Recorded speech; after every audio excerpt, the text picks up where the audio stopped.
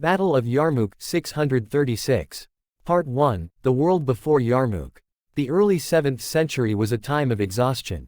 The Byzantine and Sasanian empires had spent decades fighting each other, draining their wealth and armies. Their borders were broken, their people were tired and their rulers feared new threats. When the Rashidun Caliphate emerged from Arabia, neither empire understood how quickly it would move. The Levant was rich, strategic and poorly defended after years of warfare. This moment shaped the path to Yarmouk. Part 2, The Rise of the Rashidun Caliphate. After the passing of Prophet Muhammad, the first caliphs worked to unite the Arabian tribes. Their strength grew faster than outsiders expected. With united leadership, mobile armies and strong morale, the Rashidun state expanded across the desert frontiers. At the same time, Byzantine governors struggled with revolt, corruption and shortages.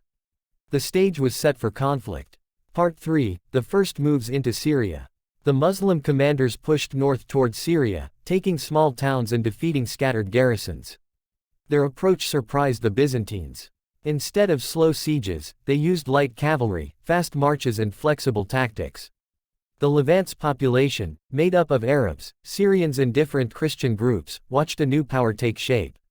By 634, Damascus faced a serious threat. Part 4, The Arrival of Khalid ibn al-Walid. Khalid coordinated several armies into one force. He preferred open landscapes where cavalry could strike quickly. He took Damascus after negotiation and moved toward other cities. His speed created alarm in Constantinople. Emperor Heraclius realized the situation was slipping out of control.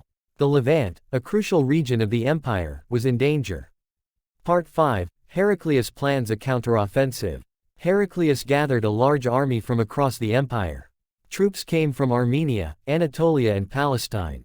Generals Vahan, Theodore and others took command roles. They aimed to crush the Muslim armies in one massive push. Heraclius hoped that a single victory would restore order. He chose the plains near the Yarmouk River as the staging ground.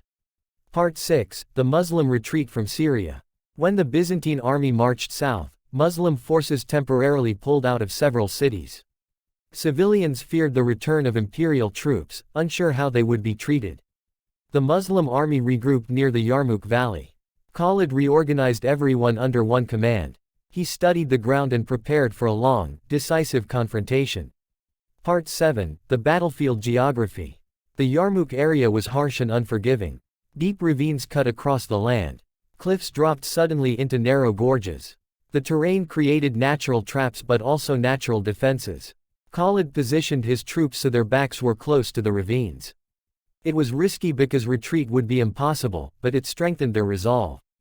Part 8, The Opening Encounters. For several days the armies observed each other. The Byzantines expected the Muslims to withdraw when they saw the size of the imperial army. Instead, the Muslim troops held their ground. Scouts moved constantly. Negotiators tried to avoid battle, but neither side would accept terms. The calm before the storm made the soldiers restless. Part 9, Day 1 of Battle. At sunrise the Byzantines advanced. Their infantry formed long lines with shields and spears. The ground shook with their march. Fighting erupted across the plain. The Muslim line held but endured heavy pressure. As the heat grew stronger, men fought in dust so thick they could barely see. By sunset the Byzantines pulled back, frustrated that they had not broken through. Part 10, Day 2, Testing the Flanks. The second day brought cooler winds.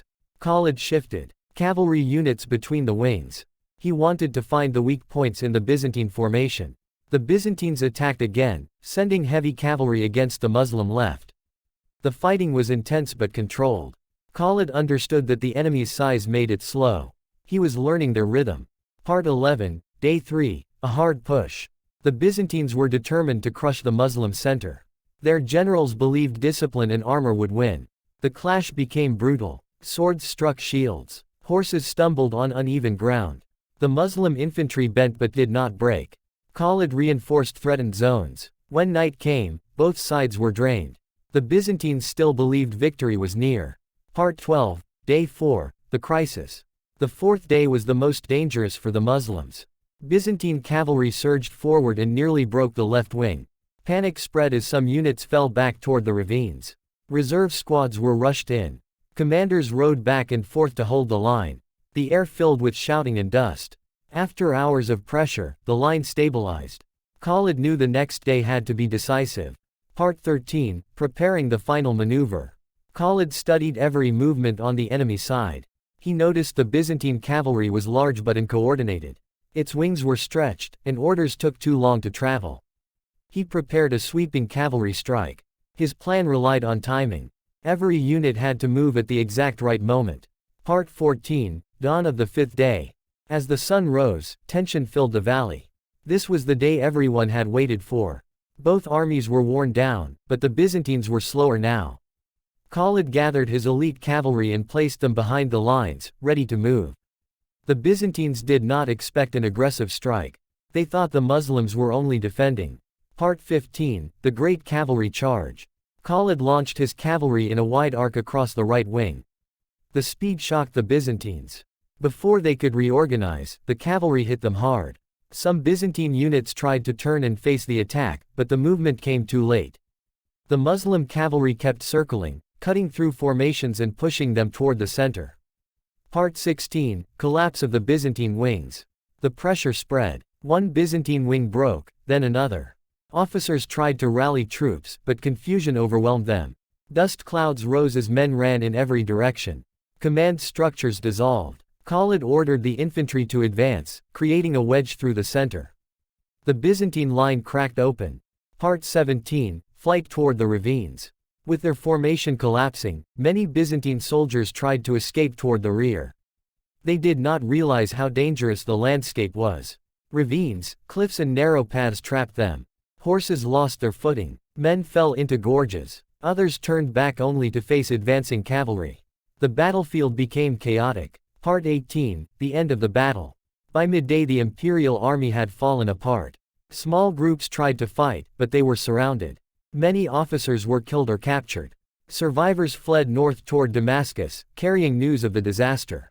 Khalid ordered the pursuit to stop. The field belonged to his army.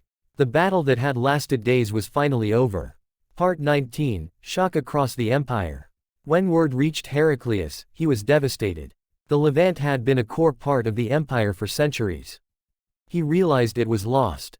He withdrew from Syria and ordered officials to burn or carry away sacred relics. The old imperial presence in the region collapsed. Cities prepared for a new ruler. Part 20, Aftermath and Legacy. The victory at Yarmouk opened the Levant to Muslim rule. Jerusalem, Homs, Aleppo and other cities followed. The Rashidun Caliphate now controlled one of the richest regions of the ancient world. The battle became a symbol of strategy, discipline and determination. For the Byzantines it was one of the most painful defeats in their history. For the Muslim world it marked the rise of a new era.